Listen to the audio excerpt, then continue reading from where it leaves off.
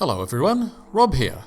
As part of our look back at Peter Davison's transcontinental non-stop tour of Australia, courtesy of the Myer department stores, I'll be recording a reading of the coverage of that tour, thanks to Australian fanzine Zerinza, combined issues 30 to 31.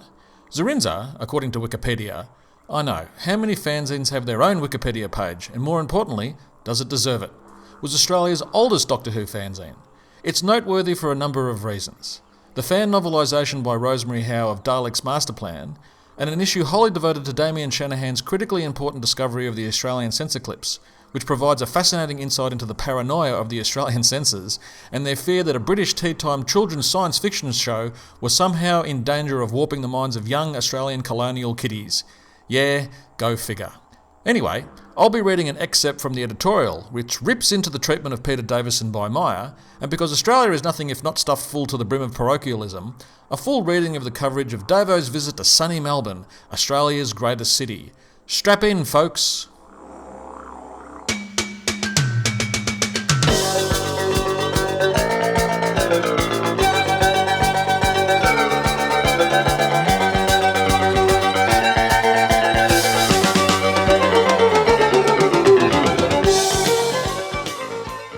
So this is the opening paragraph of the editorial for Zerinza 30/31, which is the Peter Davison special, which covers in depth his visit to Australia. The editorial was written by Stephen Collins and gives you something of a flavour of his attitude to how Peter Davison was treated. It begins, "It is something of a pity that the affection which endears my memory of Peter Davison's quick Myer/Logie visit to Australia has been permanently scarred by two things. Firstly, the grotesque attitude of the Myer personnel to the hapless Mr. Davison, epitomised by the behaviour of tour organiser Leora Cohen.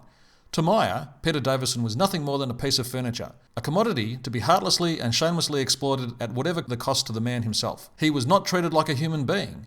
He should have been. Ostensibly, the tour was organised so that Peter Davison could meet the fans of Doctor Who in Australia by promoting the sale of books in Myer stores. In reality, Myer cared nothing for the fans or their unfortunate celebrity, and merely took every opportunity to wring cold hard cash out of the milling throngs of expectant souvenir hunters. If Peter Davison had collapsed from exhaustion or overwork, all Myer would have been concerned about would have been the profit which had been lost." And then Stephen goes on to talk about Peter Davison's sudden retirement from the role and his disappointment with regards to that, and then goes on to dedicate the entire issue to the memory of the Fifth Doctor, and in particular Peter Davison, his warm memories of seeing Peter Davison during that tour. And as he says at the end, "Long will you be remembered, Mr. Davison."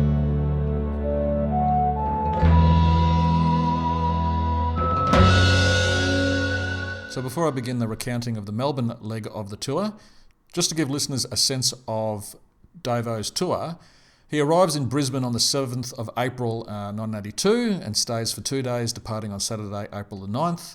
From Brisbane, he flies down to Sydney, arriving on the 10th of April and then departing on April the 12th. It was during the Sydney visit that the Australian Doctor Who fan club were able to organise for Peter Davison to attend one of their local meetings, as detailed in this excellent recounting of the visit by Pat Fennick.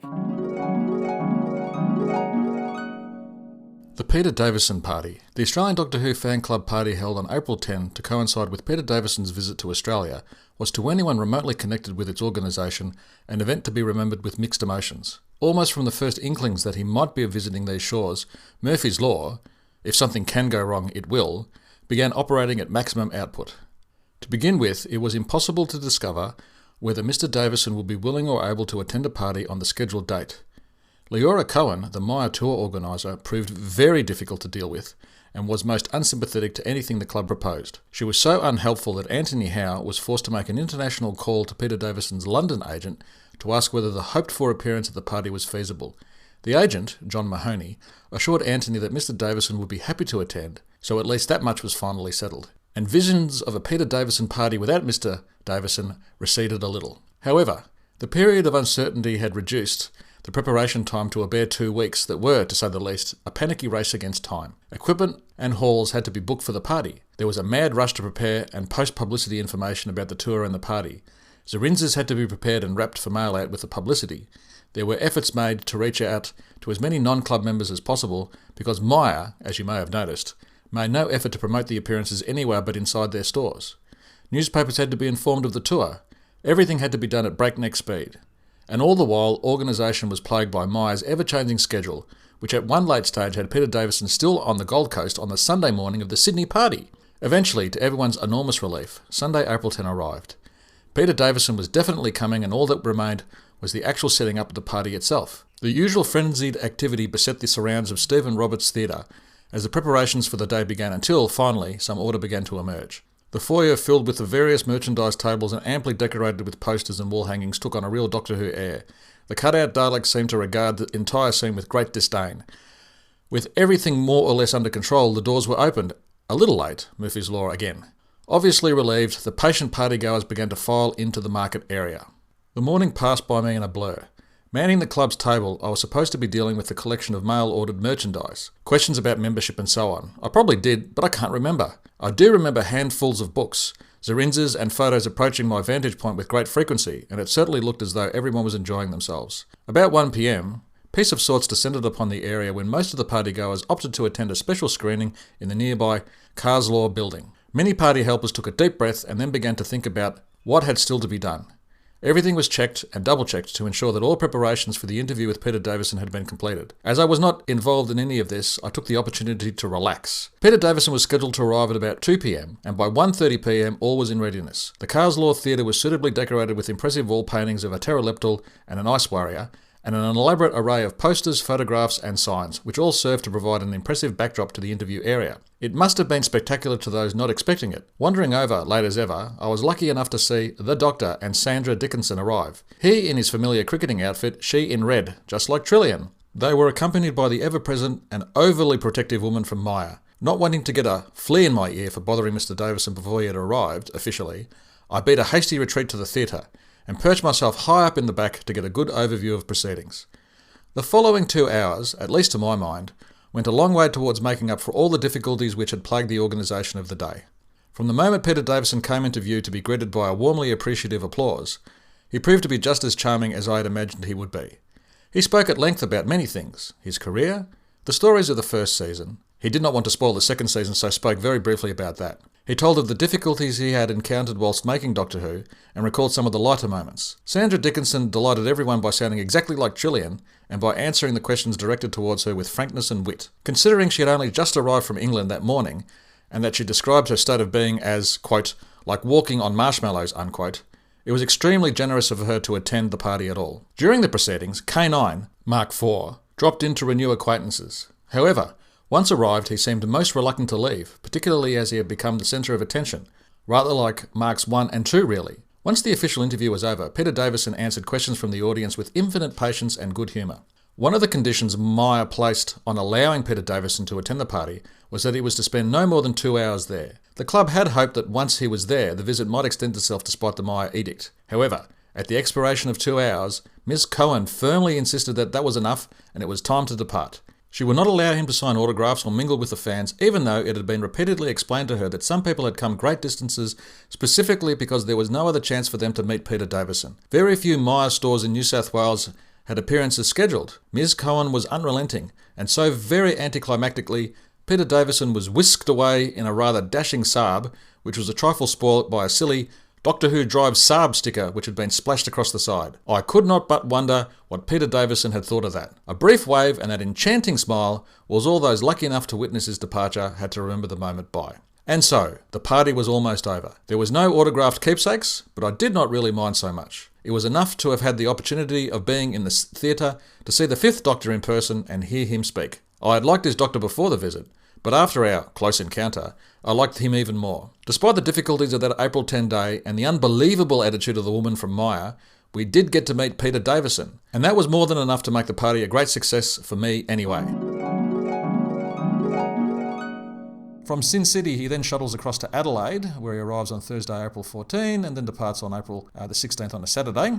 And after that, flies all the way across to Perth for Sunday, April 17, and then departing on Tuesday, April 19. And then he arrives in Melbourne, April the 20th, which is a Wednesday, and then flying out on Friday, April 22nd. So this is a recounting of his time in Melbourne by John Davies, with help from Richard Freeland, who are involved in, obviously, Doctor Who fandom in Australia back in the early 80s. And we begin. Peter and Sandra Dickinson arrived in Melbourne on Tuesday, the 19th of April, by the 5:15 p.m. flight from Perth. They were greeted by a reception comprising a dozen Victorian Club members and the Myer liaison person, Penny D. After a very brief pause to allow photos to be taken, Penny ushered Peter and Sandra down the long Tullamarine corridor towards the elevators. At the bottom, we managed to exchange a few words with both Peter and Sandra, before Penny thanked us all for coming to meet them. They were escorted to a waiting car, leaving us to reflect on this initial encounter and the possibilities of the following few days. Myer had arranged for Peter to make a total of 5 appearances at 3 different stores, and as soon as we became aware of this, plans were made for various members to cover all the stores. Lee Snell and Tom Marweed managed to cover both Frankston and Southland stores between them, while I and many others attended all 3 city store signings on successive days. Peter's 3 attendances at the city store took place between 12:30 and 1:30pm, and he managed to draw satisfyingly large crowds on all 3 days. He sat at a table on a raised platform erected in the book department on the ground floor. On the table was a microphone which he used to talk informally with the people just before the start of the signing sessions. I noticed that he appeared slightly overawed at the size of the reception, as if he hardly expected to be so popular here, with only 1 season under his belt. Despite this, he rose to the occasion, and his moments of informal chatter were priceless interludes. As was the pattern in Sydney, Myer Melbourne had an MC present to oversee the doctor's appearances and impose some form of control over the crowd. In our case, it was a mature lady who was formerly an ABC employee, Mrs. Scott. Her role of introducing Peter Davison as the doctor was superfluous to most of the fans, and we often felt her attitude towards Peter was patronising at times. We were thoroughly amused when she referred to the Hitchhiker's Guide to the Galaxy as the hijackers. It was imperative to arrive at least an hour early to secure a decent position in the queue. By the time 12:30 came, an endlessly long line of people extended from where Peter sat to the doors in Lonsdale Street. Our club was readily visible, handing out membership forms for both Victorian and Australasian clubs. Peter spent most of his time earnestly signing books and sometimes answering questions that emanated from the surrounding throng, many of whom were simply content to watch from close proximity. Throughout each session, he was bombarded with camera flashes but seemed oblivious to the interference. At various moments, Mrs. Scott would ask Peter a question and receive a muted reply, which she then amplified for our benefit. The questions were indeed truly inspiring. When do you commence work in Doctor Who again? Is it true that you are to film another series of All Creatures? When does the special celebratory story take place? She said she thought that Doctor Who lasting for 20 years was a tremendous achievement and spent a considerable time reminding us. At one stage I asked Peter to utter a few lines as the dish of the day for the benefit of Melbourne fans. This he did to the delight of all. I then asked him to comment on the Richard Langdon article in Doctor Who Monthly about the Phoenix Rising production. His total ignorance of the matter confirmed suspicions that it was a cruel April Fool's joke. On a less serious note, Peter begged us not to ask about the significance of the celery.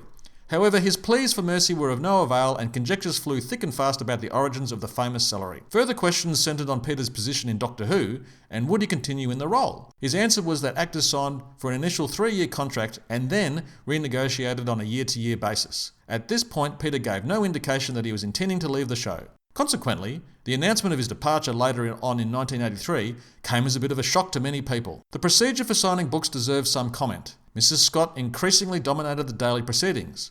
On the Wednesday, almost anything could be signed provided that a book purchased from Myer was included. By Thursday, 1 Myer book and only 1 unpurchased item was allowed to be brought to Peter's table. On Friday, only Myer purchases with the docket clearly visible were allowed. Many people were not permitted to ask Peter to autograph the monthly, old books and annuals, or even the odd cricket ball and bat. During the 3-day interval, the only Davison-era Doctor Who novels available in the store were The Visitation and Time Flight. Those who tried to present other titles were thwarted by the one-woman security beacon. While this proved to be a source of friction between fans and Mrs. Scott, it was minuscule compared to a drop in the rapport between Davison and Mrs. Scott when she completely failed to acknowledge Sandra's presence at the commencement of the Thursday signing session. A word in her ear from Peter rectified matters instantly. It was a special occasion, with Sandra joining Peter on the dais. Like Peter, she answered any questions coming her way. One was whether she would work in Doctor Who if given the opportunity. Both said it was entirely up to John Nathan Turner. Sandra's presence was evidently welcomed by Melbourne fans, as they readily approached her for autographs, which she consistently signed as Trillion. It was remarkable observing the 2 young actors at work in complete accord, and at twice their normal speed so as to get everything signed on time. Upon completing his final tour of duty on Friday at lunchtime, Peter bid everyone farewell, only complaining that he had not seen enough of Melbourne. He was whisked away from the store to an interview on Radio 3AW. It was the last we were to see of him until the Logie presentations that evening. The Logie Awards ceremony. The Logies proved to be somewhat of an anticlimax. Peter was introduced as the new Doctor Who, with Jackie MacDonald as minor presenters. Their expected banter was in tune with the evening's level of ad hoc humour. In a reversal of the visitor's role, Peter asked Ms. MacDonald how enjoyable it was to be here in Australia and received a suitable reply. The most noticeable thing about it all was how striking Peter looked in formal attire. The next day, the Davisons flew out of Melbourne, leaving me a fan of the Fifth Doctor, and no doubt impressing many other Melbourne fans as well. I would like to thank Penny D for all her help in trying to tee up a club get-together with Peter on the Thursday night, which sadly never materialised. Now, for the non-Melbourne or non-Australian listeners, just a couple of points of clarification. The Myer Melbourne department store is right in the centre of the Melbourne CBD, and the description that the crowd winds out to Lonsdale Street just gives a hint of how many people actually attended, because the store itself covers, or covered at least, 2 city blocks, and for it to be stretching out into the street just gives a sense of the large numbers of people who turned up. The reference to Radio 3AW is in actual fact a commercial radio station here in Melbourne, not affiliated with any of the government ABC radio stations. So I'm a bit surprised that Davo was never actually invited onto ABC radio, or at that point was called 3LO. So that's interesting that he went to the commercial end of the spectrum and not to the government-funded or taxpayer-funded ABC radio. And just for those who don't know, the Logies are Australia's version, I suppose, probably low-rent version of perhaps the BAFTAs in terms of awarding or providing awards for Australia's TV industry. Jackie MacDonald was the co-host of a TV show called Hey Hey It's Saturday, which was more a comedy variety show and extremely popular at that time. That was an account of Davo's appearance in Melbourne. Mark himself has interviewed a fellow who was actually there and wrote an article for the Melbourne Age newspaper about a decade ago, and I hope you've enjoyed that little taste of history way back when, in 1983.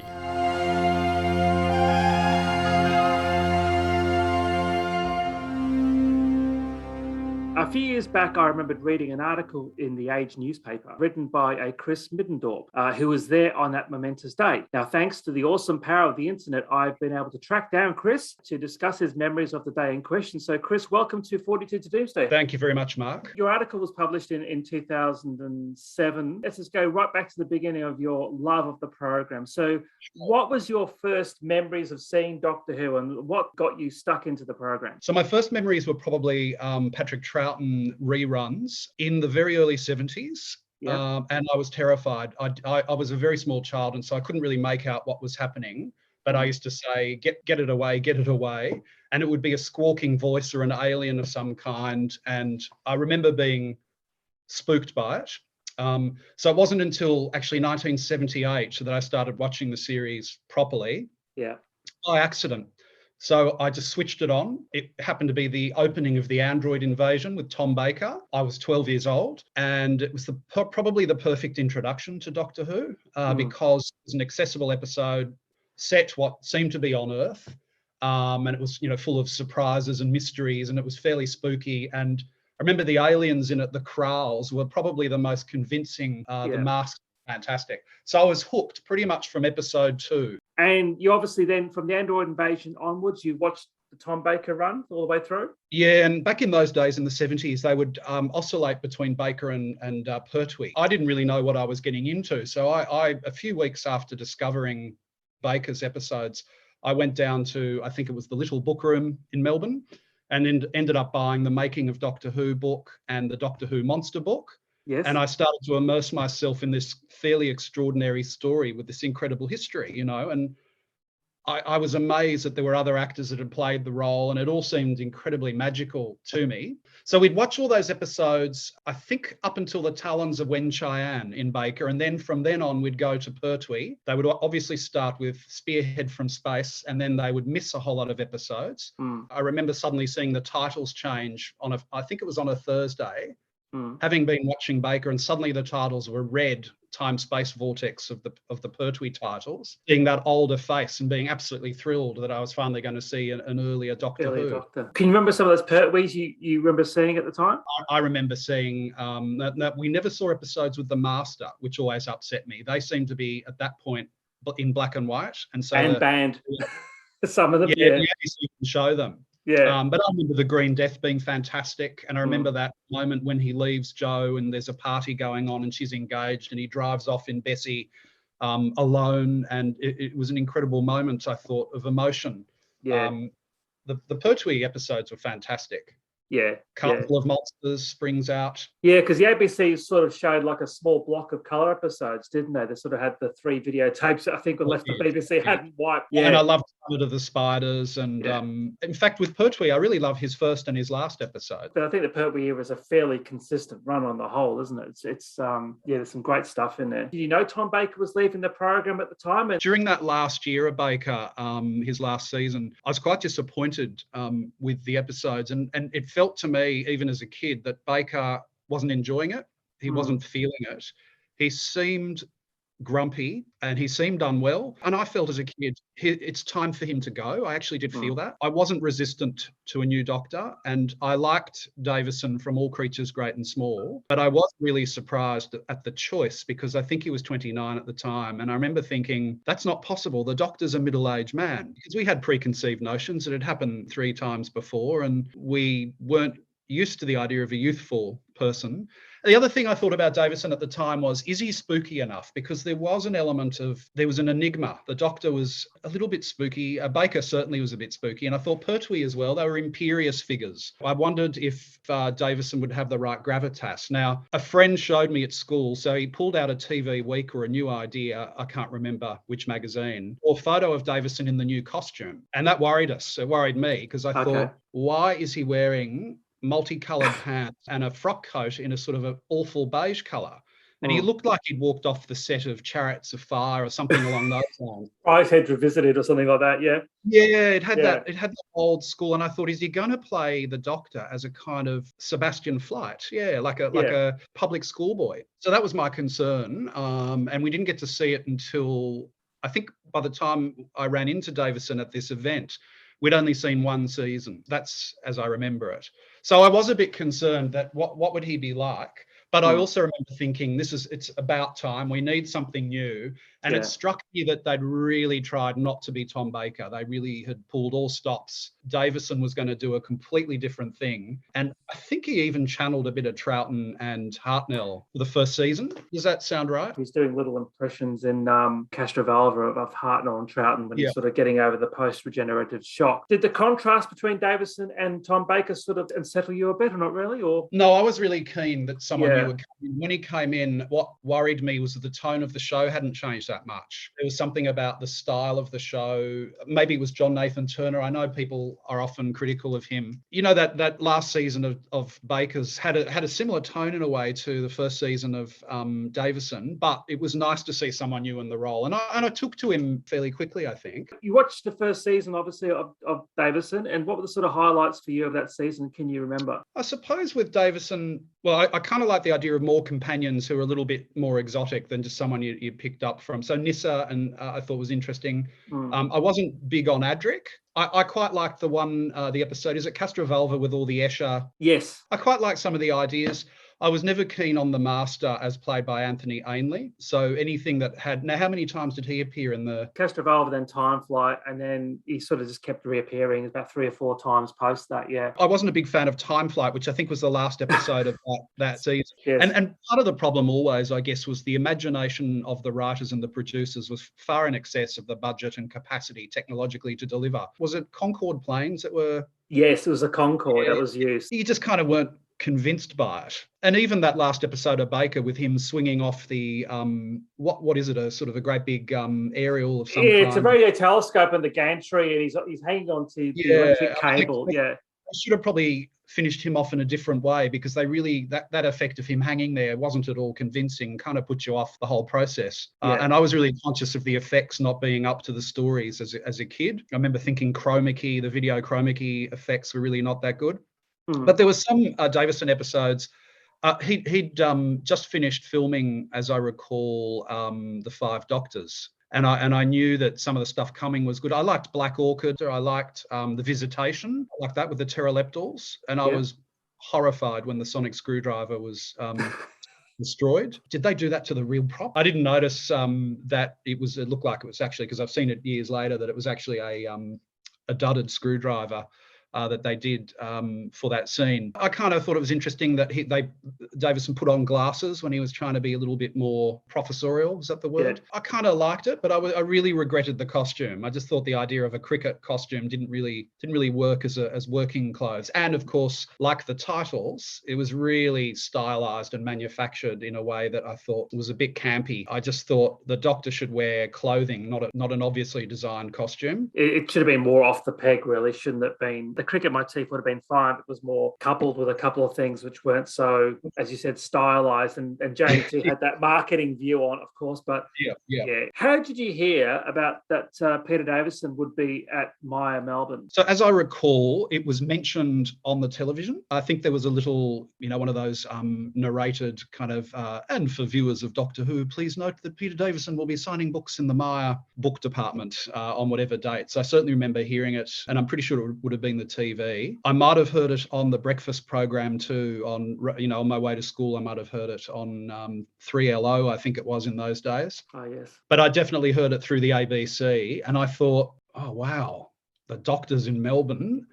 This would be like a once-in-a-lifetime opportunity to meet that person without any effort, like in Myer. I mean, what could be more prosaic than Doctor Who arriving in Myer? And I knew the book department. It was downstairs on the first floor, the Lonsdale Street. My memory of it was that he was around for 2 days, but you might be right about it being 3. My memory was it was 11:30 in the morning or something like that. You wagged school, as it were? I wagged school.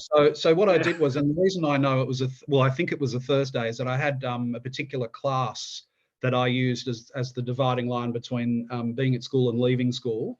So I stuck on a beanie and some kind of overcoat or something and quickly nicked off through the bushes at one end of the school, ran down to the station, caught the train into the CBD and arrived, I think, about half an hour early for this event, which seemed really modest. I mean, it was really just a small roped off area with a chair and a table, possibly a second chair, and a cardboard, almost life-size Dalek, which I think they'd gotten from Space Age Books, or if that was around in those days. So there we were sitting in the book department, waiting eagerly for the Doctor. I had no idea what to expect. I thought he'd show up in a suit, like a businessman, and wasn't prepared for what came. From what I understand of the day, apparently people had to buy Target books at Myer to get them signed by the great man. Do you remember that, or did you basically just smuggle something in to get signed? Yeah, I do believe that was the case, that you had to buy books, but I also know people had All Creatures Great and Small paraphernalia, and a lot of people that arrived there had sort of fallen in love with Tristan, the character he played on that show. And I remember lots and lots of All Creatures, basically James Herriot novels as part of this. And I don't think they'd been bought at Myer. No. So I think they kind of overlooked it. And there really wasn't any supervision of this to any great extent at some point. I mean, there was a woman who obviously worked in publicity, and I don't know if you've tracked her down. We found the name of the lady. And I'm very unkind about her in my yes piece. But it did strike me, even as a kid, that there was an absurdity about it. Clearly, you're not a Doctor Who fan. Kept talking about the supremely talented Peter Davison, the amazing actor Peter Davison, the astonishing talent that is Peter Davison. And it felt like she was talking about Laurence Olivier arriving. And she really didn't connect that it was all about the shows he was in as much as anything. And, beloved Peter Davison this, and, the most fabulous performer Peter Davison. And it was really hard sell the old-fashioned way. And maybe she was someone who normally did specials, in the bargain basement, polo shirts only $10 or whatever. Or she may have been a legitimate PR person who did the celebrities that arrived at Myer. I can't imagine how many celebrities would have arrived at Myer. I think Michael Parkinson maybe as well. I'm not I remember turning up some later point. Well, you got to remember in 1983 there were still people who thought that if you got on the escalator at Myer on the top floor, you'd end up in Harrods. We had this incredible connection to British tradition still. So Davison, Doctor Who, BBC, ABC, we really saw ourselves, and I'm old enough to remember people talking about going home for the holidays, and they were referring to going to Britain, to England for a holiday, and they'd never been there before, the home country. That was dying out by the 80s, but there was still the vestigial traces of that. What you just mentioned about the lady supervising the Melbourne leg of that tour, it sounds like there were similar horror stories in the Sydney leg of the tour. What can you remember? So you're in the queue, and you're waiting for your items to be signed, and you're sort of inching forward. Well, I didn't have any items. I already owned all the target books I needed. I was just there to see if I could say hello to the actor, to engage in conversation. And I wrote the articles a bit of a humour piece, but I left out the more serious stuff. And I actually did ask questions about television and about his career and what it was like and all that. But that wasn't very interesting for the articles. So I thought I'd focus on the absurdity of a time travelling alien getting essentially marooned in suburban Melbourne shopping centre or shopping complex. Yeah, it was just a bizarre thing. And he was shuttled around the whole country, the same thing. Like, he never got outside of a Myer store, the poor bugger. Right. Well, he rocked up, and I remember him looking slightly embarrassed, but then Peter Davison had a really lovely, endearing, bashful quality at the best of times. But he looked slightly embarrassed, and he was in full costume, which I hadn't expected. And I was struck by how much more English and how much more artificial the costume appeared in real life. And I remember seeing the notorious celery that was on his lapel. And I said to him, "Oh, the celery is made of fabric." And it looked like just dyed fabric that had been, and he said, "Well, yes, I'd hardly have a stick of real celery tied to my lapel." I thought, yeah, no, obviously you wouldn't, but it never occurred to me that it was, a piece of fabric that someone had hand painted.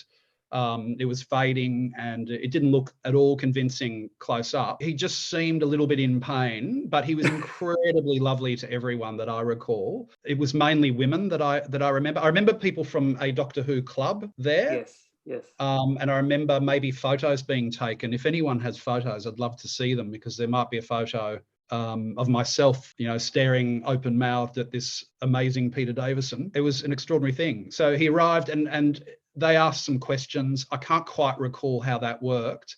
He did some signing. People started presenting, obviously, the James Herriot books. He took that all wonderfully. And a lot of the women that were there, they were young women. I mean, they would say things like, "We love you, Peter," and all that sort of stuff that you didn't see much in Melbourne in those days, outside of a Beatles concert, 20 years earlier. We weren't really American in our demonstration of affection towards celebrities in those days. If there are photos, I'd love to see what the breakdown of the people were. I think there was a few males from the Doctor Who Appreciation Society, and then a whole lot of younger women. And then a few people probably joined in who were just sort of happened to be in Myer at the time and suddenly thought, "Oh, a celebrity, I'll go and have a look." I reckon he would have been fairly unknown to a lot of people as well, though, because he was very much a boutique, All Creatures Great and Small, an ABC audience. I'm not sure if the average Channel 9 viewer would have known who he was. Unless he was on the Paul Hogan show, I doubt it very much. Yeah. As you said, it had that sort of niche quality. He was on the ABC, All Creatures. Yeah. It's a popular show within a certain demographic. Well, you're mentioning about the young ladies. It was funny because a friend of mine who went to school with his sister actually went to see Davison on that day. Mainly, she had a bit of a crush on him. When he came back to school, he said, "Oh, my sister met Peter Davison," and he asked her apparently if she wanted a coffee. I don't know if the coffee actually happened, but his wife was there, so I don't think anything would have happened. See, this is before sort of fame was truly dangerous, and before everyone had minders and their own publicists and all the rest of it. He really responded as a natural human being. So he might well have said have a coffee. He might well have been wanting to kill some time, and he probably thought the people were nice, and he responded authentically. That was what it seemed like. He didn't have any airs and graces. He didn't have I'm a celebrity or a star or an actor or someone of some importance and you're all plebs. There was none of that. After the event, I believe that went outside Myer, and it was a really bizarre event. So the thing finished, the publicity woman switched off her microphone and walked off, rolled up the cable. A couple of other people left, and a lot of the crowd just thinned out. And there was just myself, another male, I think, and maybe two women, but I'm a little hazy on that. So there he was, and he stood up and he went, "Well, normally there would be a limousine waiting for me and some kind of driver." And we all looked at him and thought, that sounds reasonable, Then he said something about he had a rehearsal to go to for the Logie presentation. Oh, yes. And he started talking about, "I've just filmed the 5 Doctors as part of the celebration," and he had a bit of a chat about Terrance Dicks, and I don't remember the details, I'm sorry, but some of the complexities of putting it together. And he said it's a shame that William Hartnell died, but we have a terrific guy standing in for him, and unfortunately Tom couldn't make it, and he's played by Waxworks or something like that. He just stood there, and we all sort of stood with him, and I said to him, "Well, it sounds like you're going to need a taxi." And he said, "Well, yes, where do you get them from?" And I said, "Well, Lonsdale Street at that time, there was a taxi rank just near Myer." Yes. So I suggested, why don't we wander out to Lonsdale Street? And other people also contributed, but I only really remember my own contribution. But I think the women said, yeah, come outside, we'll get you a taxi. He joined us, and so he walked through Myer and out up the steps and out into Lonsdale Street. And I recall it being reasonably nice sort of morning. Maybe it was early afternoon, I can't recall. And we stood there, and there were no taxis. And so people sort of stood near him. They were all well behaved, and we asked a bunch of questions. And it was the first time I was conscious that an actor is part of a machine, particularly a big show like Doctor Who that is, run essentially by story runners, producers, by the bureaucrats at the network. And I realised from what Davison was saying, I asked him about the sonic screwdriver, and I actually asked him a serious question about it, and he responded seriously. He said that the producer, he didn't name Nathan Turner, but he said the producer and some of the writers felt it got me out of too many problems, so they got rid of it. And I said, will they bring it back? He said, no, they're really trying to make a change in the approach to the Doctor's character and how he resolves drama. And we spoke a bit about that. And other people asked questions, and he answered those questions. And we looked around for taxis. Nothing was coming. So I imagine it was probably around 20 minutes. It might have been a little less. It might have been a little more, where we just sort of chatted to him. And gradually it was just me and I think a couple of young women. He clearly was, he said, I don't understand why there wasn't a limousine. He was really a little bit annoyed by it. He was lovely. He didn't say, he didn't cuss. He didn't say, where's the car they promised? And he didn't pay out on anyone. He seemed extremely good-natured about it. But you can see that he was a little ticked off. We have a word to his agent or whoever organised it. And then eventually a taxi showed up, and he got in. And I remember him saying, he looked at us and he just paused and he said, look, it was really lovely talking to you all. Thank you so much. And off he went. The next time I saw him was obviously the Logies, either that night or probably the Friday night. It would have been the next day. Jackie McDonald was co-hosting or doing a segment with I remember it vividly, and I remember they got their scripts mixed up as a joke. So she said his lines and he said her lines, just as for a laugh. I don't know if it worked particularly well. And then I remember Dennis Waterman gave a song version of the Minder theme, but he appeared inebriated to me. He seemed to be intoxicated and struggling to do but I don't know if there's any footage of that. Maybe that was me as a kid being super sensitive to anything that seemed slightly out of kilter. Hard to say. I did look on YouTube for some footage of particular Logies. I haven't found anything yet. I found some pictures of it. The pictures I have seen, he's in a tux. He's looking quite splendid. Was he staying at the Hilton, or was there another hotel at that point that he might have stayed at? I'm just trying to imagine. I'm not too sure. I'm not too sure where it would have been holed up in, but might have been hopefully close to Logies, wherever that was. The Logies were big back then, weren't they, really? They were the Australian Night of Lights. I can't remember if the Logies were done in the World Trade Centre that we had at that time, or was that too new then? It's all a blur. Not too sure. It's all a blur. So you had all these memories of the Davison visit. Yeah. So how did it then sort of progress into actually writing an article for a national publication? So what happened, I used to just pitch stuff to editors. I would just say, hey, I got this idea. And 9 times out of 10, they would say, that sounds fine. Yeah. So I think it was on the back of the new seasons of Doctor Who being in the news. When I wrote this, I think Tennant was in. And I think I just thought, well, there's a bit of interest. How about a story? And I just said, it'll be humorous. So I focused on the humour and I left a lot of stuff out. And they said, that sounds like a good idea. And then I wrote a small piece, the piece that you read. So that was essentially it. And I used to write a piece for The Age and the Sydney Morning Herald every few weeks, really, for a long time, probably about 10 years, 15 years. Did you get any reaction from people when they read it? Like, they usually have a comment section, and I usually don't read the comments section because I think once it's written, I don't really care. However, I did get a phone call, I'm pretty sure, or an email. I don't remember what it was. And it was a person who was also a writer who said that they were there on the day. And they said, your memory is exactly the same as mine. And I think his name was Tim. I can't remember now, but he just said, I was out there too, particularly what you said about the publicity person. It was really full on, and it's funny, and it just reminded me of that day all those years ago. And that was what, 2007 or? Yeah, it was 2007, exactly. And I do remember reading it at the time. And I know I just circulated to a number of my Doctor Who friends. Yes. And it was only until this picture on Twitter, there's a picture of Davison with Vegemite in his hand and going, oh, that's right. God. And then people going, where's that taken? I said, it was taken in Myer. And we're going, oh, hold on. I do remember reading an article, and I do remember people actually talking about going to see Davison on the day. I didn't go because I didn't know anything about it. But yeah, I was about in 1983, I was about 11, I think 11, I think I was. So I was in the Doctor Who club, but I had no real, I mean, my parents, the only thing that took me out of school was to see George and Mildred, the movie, and Return of the Jedi. I don't think they would have given me any extra wagging privileges. That's a combination I would never consider putting together. No, not really. No. No, one was good, one wasn't. People need to remember how unsophisticated the early 80s really were still. I mean, Melbourne hadn't yet opened up the CBD for people to live in. That happened in the 90s. So you really didn't, there weren't residents living in the CBD. There might have been, maybe 100, but it was essentially off limits for domestic purposes. There were no apartments.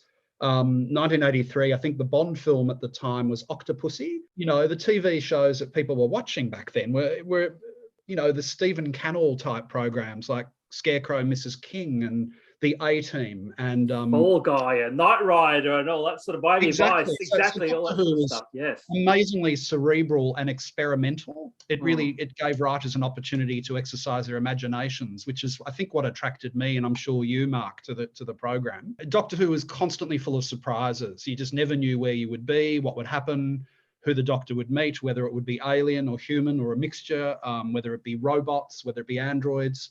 But you knew that through it all, there'd always be a blue police box and an alien, who had a thing for social justice. Chris, thank you very much for spending some time with me tonight to talk about your extraordinary experience back in 1983. It's been great to walk down your memory lane. Many thanks again for taking the time and speaking to us. Thank you, Mark. You're welcome. It was great.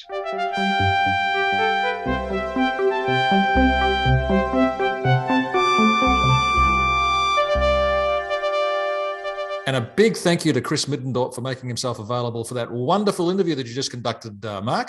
Thank you, Rob. And yes, thank you, Chris, again, for answering my email. So again, thank you very much, Chris, for that. Was great. The internet is a stalker's delight indeed, isn't it, Mark? Yes, that and LinkedIn. Yes. And now, after that fantastic interview, we're moving on to our listener feedback, and it's made up of written commentary, Mark, and also some audio that listeners have kindly sent us. Isn't that right? Yeah, we've got a couple of bit of sound bites here of some reminiscing of the momentous day. So the first one we're going to listen to now is from Greg King. So take it away, Greg. Hi, Greg King here. Peter Davison was at the Melbourne Myer City store on April 22nd, 1983. I have a diary I kept back in the day, and I've noted the time 12:30 to 1:30, which presumably was the advertised time of when Peter would be there. So I grew up on a farm, and 1983 was my first year living in Melbourne. I had never met an actor from Doctor Who before, so this was all particularly exciting for me. I was living in Thornbury at the time, and I took the train into the city. At Myer, I remember a somewhat stern woman in charge instructing us that if we wanted an autograph, we had to buy a book. I guess paying Myer a few dollars for a book, though, was nothing compared to prices we have to pay these days for such autographs. I remember there was a large stack of books in the middle of the floor for us to select from. At that time, the only Fifth Doctor book that had been released here in Australia was The Visitation. Unfortunately, Myer had sold out of those, so I had to purchase a different title. I spent $3.95 to get The Leisure Hive, which of course I still have today with Peter's signature. So we all waited in a line to eventually greet Peter, who was sitting at a table. I probably shook his hand, although I can't specifically remember doing that. I do remember while waiting in line seeing some people who I would recognise later on that year after I joined the Doctor Who Club of Victoria. I joined in June, so once I started going to meetings after that, I would have started to recognise some faces that I had seen in the line. One of the people I did remember specifically ahead of me in the line was Jodie Willis-Roberts, who had a cricket bat with her to get signed. Obviously there were some exceptions to the book-only rule for autographs. Of course, back in those days, we didn't take photos of everything we did, so there's not a lot of photos or anything from the time. I was pleased, though, to discover a few years ago that someone had taken a photo of Peter at that event, and I can be seen waiting in the line. So that was quite a wonderful surprise. After the event, I headed to the country train for a trip back to the farm to spend that weekend with my parents. It would have been a long weekend because the Monday was Anzac Day. And of course, while I was on that train trip, I no doubt read my copy of The Leisure Hive. And the second bit of audio feedback we got is from Tom Rob mentioned in the audio reading of that special issue of Zerinza. So again, take it away, Tom. My name's Thomas Mulweedy. I'm here to bring back some memories I had of Peter Davison's trip to Melbourne in 1983, where I was a young fan of about 17 years of age. I met Peter Davison at the airport with a number of other members of the Doctor Who fan club, where he graciously did sign a few items, though my main memory of that was he did not seem awfully pleased that we were there. I think he was very tired and wanted to just go to his hotel and rest before he started his signings at Myers over the next 3 days at 5 different stores. 3 of which were in the city, one was down in Frankston and the other one was at Southland. I was later lucky to attend the event at the Melbourne City Myer store on the Wednesday and travelled down to Frankston later that day for the afternoon signing to try and see him again. On the Wednesday, 20th April, Peter had arrived at the Melbourne Myer store, where he was greeted to a throng of people clutching their Doctor Who books. It was a very long line. I was there dressed in cricket whites because, well, I thought I looked like Peter Davison at the time. Yeah, no. But it was fun and games for everyone there. You either had the Visitation, which was the only officially released Davison book in the bookstores, unless you went to Minotaur and picked up a copy of Time Flight that was released that week, and people had some copies of that, or there was copies of the hardback Castrovalva that was out at the time, and a few people were holding on to that. Many other people were holding on to copies of their Doctor Who monthlies, or cricket bats, cricket balls, etc. The event throughout the day was run by, I believe, a Mrs. Scott, an elderly woman that seemed to hate fandom with a passion. She certainly did not like anybody bringing things that were not bought at Myers, and made it quite clear that Myers was the only sorts of books that Peter would sign. Peter did speak up in the background once, just saying he would sign anything that was put in front of him, and she just carried on going, yes, yes, yes, any books that were bought at Myers, Peter would gladly sign. Peter was there for at least the hour. I've got memories of it going on longer, but eventually he had to pack up and go elsewhere. Later that day, I took a train down to Frankston to pick up his second signing for the day, of which a gentleman by the name of Lee Snell and myself, probably the two only representatives of the club that were there in the city signing, were in attendance. Setup was similar, though not as big as the Melbourne signing. This was probably around about 3:30 in the afternoon. Peter had come in and Sandra was there, and I joined the line again, and I got him to sign, I think, my All Creatures Great and Small book. Kind of sort of recognised me from earlier because I was there in the cricket gear, but doesn't remember names because he saw several hundred people that day. Atmosphere was better at Myers than at Frankston than it was at Myers in the city, in that Mrs. Scott was not in attendance, and it was run by somebody else whose name totally eludes me, and she just was pleasant to deal with for fans, so happy for things to be signed and move on. And whilst Peter was there, my fondest memory was I noticed Sandra Dickinson was just wandering around Myers having a look at things. So I just made my way over and I had a chat with her for about 10 minutes, talking about Hitchhiker's Guide and not much else actually. And that was fun because everyone was enamored with Peter that nobody noticed her. And I think she was pleasantly surprised that somebody did notice her. And I do know that later, or from the next day, she was also doing the signings alongside Peter in the city. I also recollect at the time that there was talk that Peter might have gone to an evening gig with the club at some stage, but that was being handled by the committee at the time, and read about that they did try. And I think even from the start it was going to be, no, he's not going to do it because he had the Logies and he was doing a couple of signings a day, and it just wasn't going to happen. The recollection of the Melbourne store signing was that Peter was up on a small stage, and next to him was a table full of Doctor Who books from their book department for sale.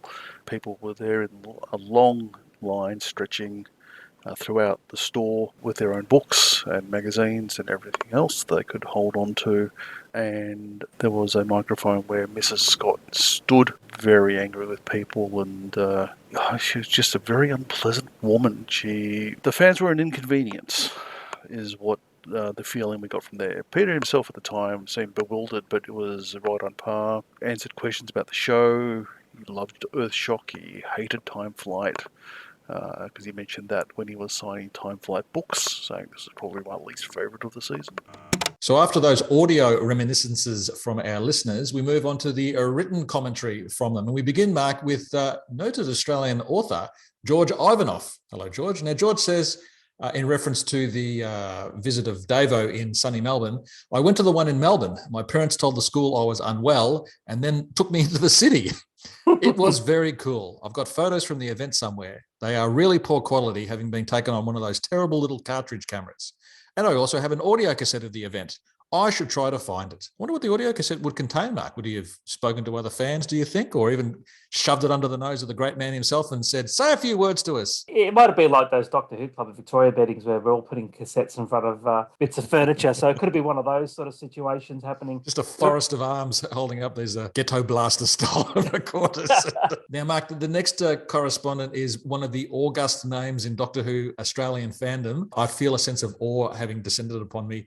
It is Anthony Howe, and Anthony says, Mark, my late mother used to remember about Davison's wife arriving at Sydney Uni straight from the airport. She didn't fly in with Davison. I think she was filming something. Mum must have asked how she felt. The reply Mum got was, I feel like I'm walking on marshmallows, totally jet lagged. Australia is far, far away, and Melbourne is even further away than most of Australia. So it's a pig of a flight. It would have been even worse back then. He used to take it 2 days. Now it's just like a straight, 24 hours, and occasionally you might get a stopover in between. It's a quick change of a plane, but remember, it was 2 days. It was awful. And that was Davo's wife, Sandra Dickinson. That's correct, isn't it? Then wife, that's correct. Yes. Sorry. Yes. Sorry, the lawyers have required us to say his then wife. Yes. After reading his autobiography, I don't think it's much. Let's move on quickly from that. All right. Yes, exactly. Now, Mark, this is a post by Anthony Howe about the Zerinza coverage in August 1983. It's the Zerinza issues 30 and 31 combined.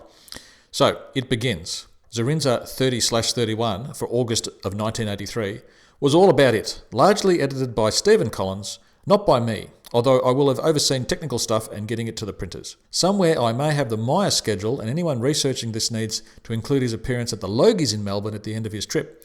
Peter was probably totally exhausted by being rushed from one Myer store after another, even dashing over state borders from Brisbane to squeeze in tweed heads in New South Wales. I gather hardly anyone was there, so a total waste of his effort. Plus TV and radio stations, etc., around all of Australia. As Stephen comments on in the editorial, he was ruthlessly thrashed into slavery by Myer's PR woman who was horrible to deal with, patronising, arrogant and plain nasty, cancelling a fan club meeting in Melbourne and making life hell for me in Sydney. Several fans reported in detail that after landing in Sydney he was shot straight up to Brisbane. So began his colonial punishment. Anthony then goes on to print the dates that he was in Australia and the places that he was. So from Thursday, which is April the 7th, to Saturday the 9th, as reported by Maddie Crocker, and then to Sydney on Sunday the 10th to Tuesday the 12th, with the club party on the 10th at Sydney University. Pat Fennick wrote reports about Sydney, as did Dallas Jones. It appears he had the 13th as a day off. Adelaide was Thursday the 14th to Saturday the 16th, reported on by Grant Whittingham and Brian Cotter. And then off to Perth on Sunday the 17th to Tuesday the 19th, and there were reports by Pearl Smith and Kevin McCaw. And ending in Melbourne on Wednesday the 20th to Friday the 22nd, and there's a report there by John Edwards Davies with help from Richard Freeland. Now, Jodie Willis-Roberts. Now, I remember Jodie. She used to be the Doctor Who Club Victoria president. I remember going to her house, having a club meeting there. It was back in the old days where pirate videos were shown and much merriment was had. Jodie says, I never ever wagged the day of school. Mum said I could go for one of the 3 days. I went to all 3. I told my form teacher I was going for the 3 days, and he asked me to get him an autograph. There you go. Teachers shaping young minds. And it's for a good cause, let's be honest, as well. Well, yes. Did Davo only came out the once, is that right, to Australia? Back in 83, and then he came out, I think it was 2009 or 2010 for those Lords of Time thing. Yes. Yeah, I bent up and had the dinner with him. Yeah, it asked him a couple of questions to the jugular. What were those questions, Mark? Would the show have been cancelled if you'd stayed in the role? He replied, yes. So I said, well, it's a pretty good escape clause for you then, wasn't it, really? And next message comes from Matty Crocker.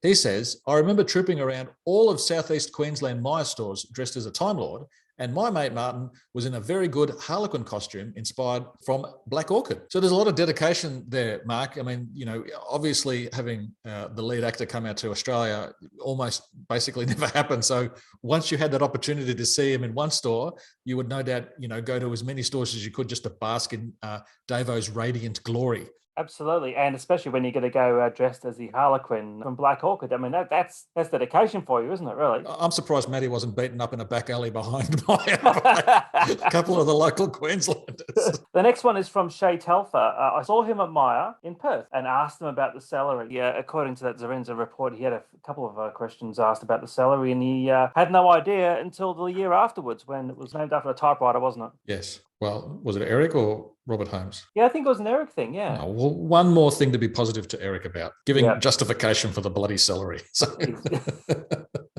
All right, the next message comes from Natalie Jane Nussey Pryor. My sister and I went to see him at an ABC promotional event held at the Brisbane Planetarium. I also saw him at DJ's. Now, DJ's, for those who don't know or even care, is David Jones, which is another department store here in Melbourne, and I think in Sydney too, Mark. But she goes, I think it was DJ's, not Myer, in the city. I have photos somewhere. It was all terribly exciting. And, you know, Mark, I mean, like I said before, for fans, for young fans to be able to see their heroes in the flesh, it would have been, you know, just enthralling and entertaining. Probably a bit, you know, confusing as well, because you're seeing the person. They're not actually, you know, in performance mode as such. Yes, I mean, even though he's in costume, there's still, I think, the lines of reality slightly blur. What a great venue to have that event held at Brisbane Planetarium. That's actually pretty cool, as opposed to being stuck in the department store. One's the ABC and the other one's a commercial enterprise. So it fits obviously with the show's science fiction theme, of course. It would have been great, actually, having been to a few planetariums myself. Yes, I do like a good planetarium. I think I'd just like to lie back and just go to sleep. No, I don't. I went to one. I think it was voiced by David Tennant. I think it was in Science Works. Doctor Who everywhere, isn't it? It's just like COVID. It just gets under the skin, so to speak. Got to say Ebola, but anyway. Next correspondent, Mark. Is from Scott Barkler. I did take the morning off school to attend in Perth. Yes, it was pre-West Lodge. West Lodge is the Perth Doctor Who fan club over there, if I remember. I remember the blue champagne and Peter asking if we were enjoying our glasses at the swimming pool. I wasn't. I was 15. So were they handing out champagne, were they? Yeah, it must be this one. God, I've never heard of a swimming pool drink. It's the Wild West out in Perth, isn't it, mate? Mate, they're out of control. No one's crazy out there. And Scott continues, taking the day off school was the coolest thing my mother did. She wrote to my school saying, I need to see the doctor. Well, she was right in some cases, wasn't she, really? Yes. And next correspondent is William Duffy, who says that Sue Ann Barber was the person who formed the West Lodge, which was mentioned earlier, the Doctor Who fan club in Perth. William says, I had been in the UK on holiday that year and went to the massive celebration at Longlet. I saw Peter Davison leaving early and overheard him saying he had a flight to catch. When I returned from my trip, I discovered that I had an invitation to meet Peter earlier that day at the Myer event. If only I came back a few hours earlier. And to cut a long story short, all of that was the impetus for the formation of the West Lodge. That's interesting. There's two events there. Like you got that one there, which formed the Western Australian Doctor Who Club.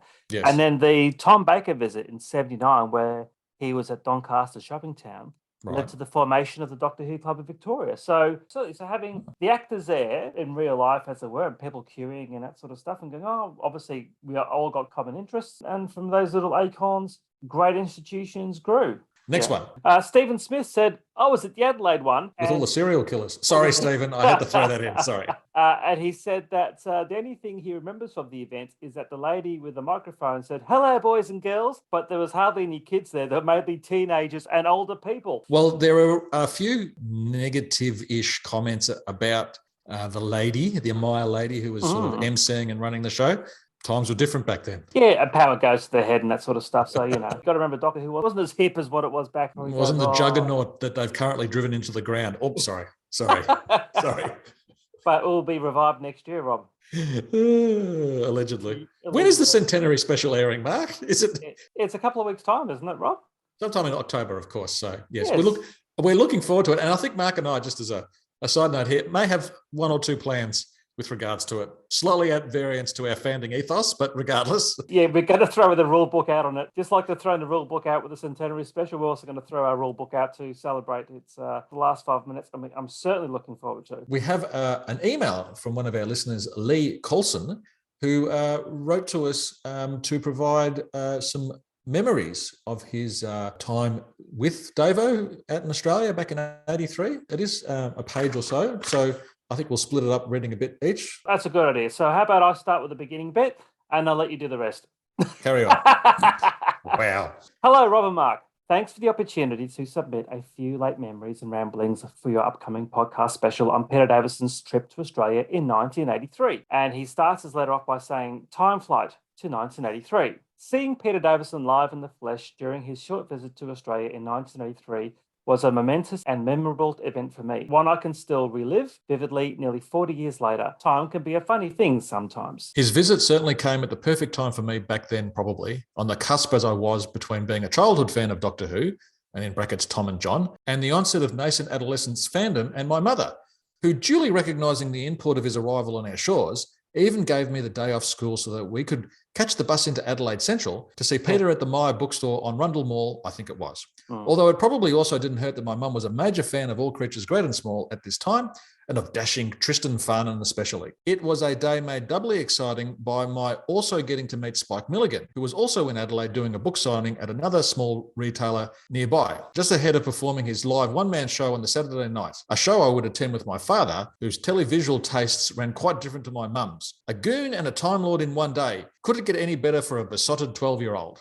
It was a Thursday, I think, when Davo came to Adelaide. I'm not sure at what point of the tour this was for him, but Peter was in fine form during his time in the Myer bookstore, patiently answering questions from a packed audience that he must have been already asked hundreds of times before, including someone gazumping my carefully prepared query for when he met him about whether there would be any Daleks in the new series. The innocence of the pre-internet days. I was not to be deterred, though, from probing Peter further for tidbits of season 20 to come. No, not the Mine Parade. While waiting in the long line up for the book signing, clutching a copy of The Visitation, the only Davison novelisation I owned at the time, I cunningly came up with a question about whether there were any Cybermen appearing in upcoming episodes. No one would have asked Peter this question before, I was sure. I can't actually remember his answer now, so starstruck was I when I came finally into the Fifth Doctor's presence. Whether he revealed any secrets of the Five Doctors story to come that would be all exclusive to he and I, while the ABC were tipping in a chunk of coins to finance it after all. But I do recall him politely asking my name and checking the spelling of Lee before neatly inscribing to Lee, best wishes, Peter Davison, in the inside title page of Visitation, a copy now sadly lost to me through the ravages of time. While we shared a moment, there was just time for my mother to ask Peter the equally original question of whether any new series of all creatures great and small were coming up too, in which he deftly answered with a dash of the middle order batsman, neatly deflecting the ball through the covers to the boundary. And then we were done. Ceremonies and promotional obligations duly met, Peter was promptly whisked away to wherever demigods go while staying in Adelaide, and leaving just enough time for my mum to purchase a copy of The Keeper of Traken as an extra treat to commemorate the occasion. And that is it really, in all its prosaic glory, of my first live meeting with a real doctor, one that left me dizzy and even more determined to follow Doctor Who, despite few of my friends being particularly impressed when I turned up at soccer practice that night with tales of my day off school in the city. In the days before bow ties were cool and being a nerd was chic. Peter Davison was never truly my doctor. That mantle will always belong to Tom, but I greatly enjoyed his tenure on the show and his energetic, youthful take on the Time Lord. And in recognition and remembrance of that memorable 1983 visit, I present for you a poem. With a reckless charm, he was able to disarm all aliens great and small, young but wise, with a look of surprise and lovely eyes, according to my mum. Thanks, Lee, for that email and your contribution. That was fantastic. Really enjoyed that. And how about meeting Davison and Spike Milligan in the same day? That's nuts. It would have been a study in contrast, I suppose. Spike Milligan, I think, was more loose, I think, as a performer than Davo ever was. But it really is a study in contrast, isn't it? I wonder how many people attended Davo's session as opposed to Spike's. Things weren't publicised very well back in the old days. Basically, you catch things on the off chance. It was hit and miss, wasn't it? It was, definitely hit and miss. You can imagine the Milligan signings where they definitely the demographic was definitely a bit older. The heaving teenage hordes surrounding Davo.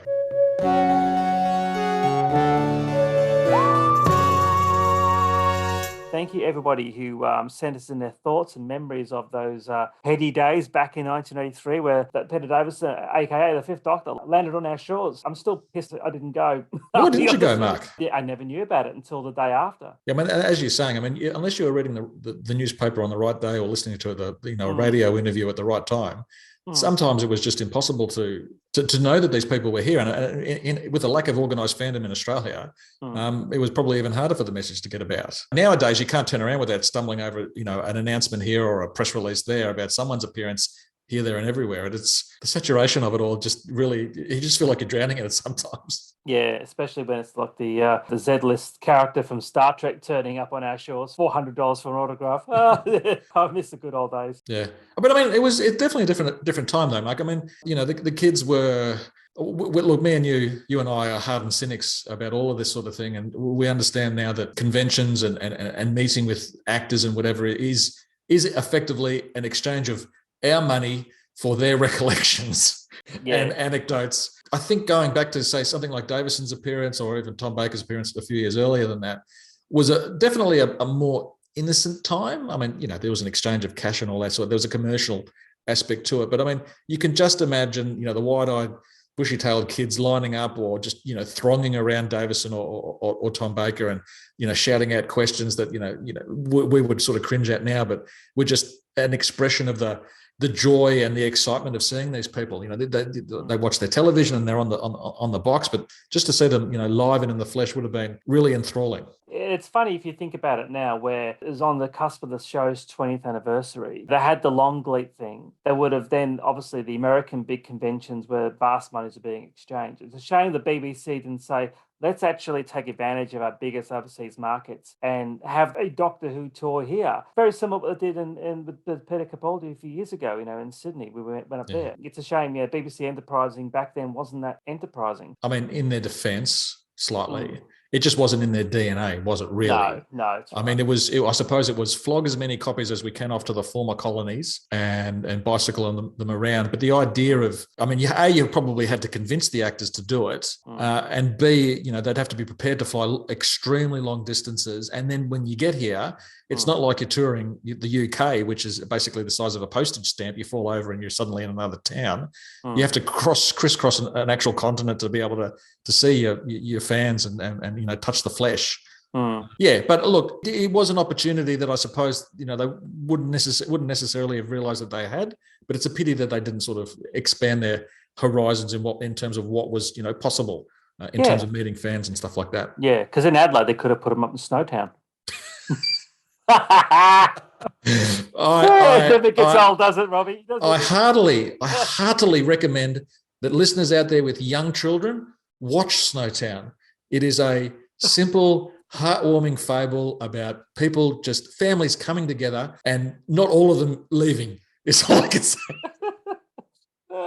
No, don't watch it with your kids because I don't want to be sued. So No. Watch RoboCop, the director's cut, like I did. Much more fun when they're 12. Yes. Your face will also melt off. That's enough of our reminiscences and your reminiscences as well about the great Davison visit. We hope you've enjoyed this little segue from our normal programming, would you say, Rob? Yes. To think about it, Mark, it's nigh on 40 years, really. It's nigh on 40 years since it occurred. It's frightening. I don't know where the years go, to be honest, but so quickly. But look, it's great that people have those wonderful memories that they're willing to share with us. As I said before, as we've said, Mark, it would have been really exciting for young kids and teenagers to see their hero in the flesh and just, even just share a few words, get that personalised signed, autograph in their book that they were required to buy because they couldn't bring their own. It's just great, and I really appreciate the fact that our listeners are willing to, send us in audio or write in and just, to contribute their memories, because these things eventually fade and go away. So it's nice to be able to just put them down on audio. And we must also acknowledge the Zerinza issue 30/31, August 83. It gave us the selected highlights at the beginning of the episode, but you can track that down.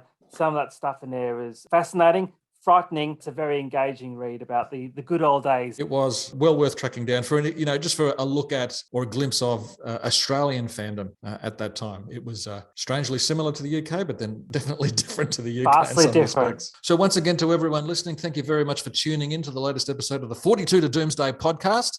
Mark, we've got a couple of things on the boil for next month, I think. Is that right? Yes, we do. And we should see us to the end of the year. And of course, we've got so much to look forward to in October, the centenary special, dance its way on stage and then dance off as it farewells Jodie Whittaker and Chris Chibnall from their work on the show. So I'm extremely interested to see how that all goes. Yes, I'm looking forward to it with a due sense of dread and foreboding. Absolutely. What could possibly go wrong?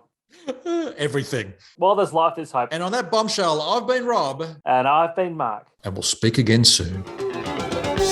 You've just listened to another episode of 42 to Doomsday, the podcast that loves talking about Doctor Who. We'd love to hear from our listeners. Please drop us a line at 42todoomsday@gmail.com. We can be reached at facebook.com/42todoomsday. If brevity is your game, we can be found on Twitter at 42todoomsday. Please check out our blog, 42todoomsday.wordpress.com, where Mark and I occasionally have something interesting to say. Aside from iTunes, you can listen to us via Stitcher and Player FM. If you enjoyed listening to us, leave a review on iTunes. As always, thank you for listening. Have a great week. We'll speak with you again soon. Must never do is allow the character he's playing to take over his life, but that warning seems to come too late for Peter Davison, as David O'Brien discovered when he tried to extract an answer or two from the fifth actor to play Doctor Who. Peter, how did you come to get the role of Doctor Who? Well, I was sitting at home and... well, if I might just interrupt David here, just to clarify a couple of points. Doctor Who isn't really a role, but Peter was in fact sitting at home one weekend when he had the advantage of being offered the possibility of regenerating into myself. I was, of course, at that time Tom Baker, but this, of course, was a great opportunity for Peter, and I really don't understand why he took 2 weeks to decide to actually take the advantage of this offer. Thank you, Doctor.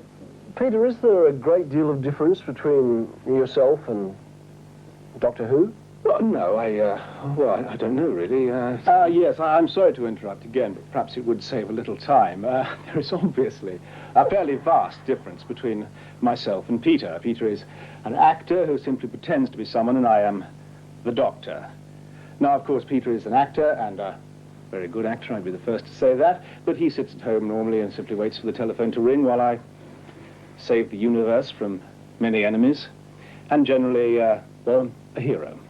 Peter, you're the fifth actor to take this role. Do you feel that it's restricted any part of yourself in adopting it? Oh, no. I'm sorry, David, but I'm going to have to interrupt you again. I really must make this perfectly clear to you that Peter is playing me. I mean, here I am, I'm sitting here. I mean, for you to suggest that Peter in some ways is restricted in what he brings to my character is... Doctor, do you ever give him a chance to talk? Certainly. Anything you would like to say, please. Go ahead, Peter. I'd be fascinated to listen to what you have to say.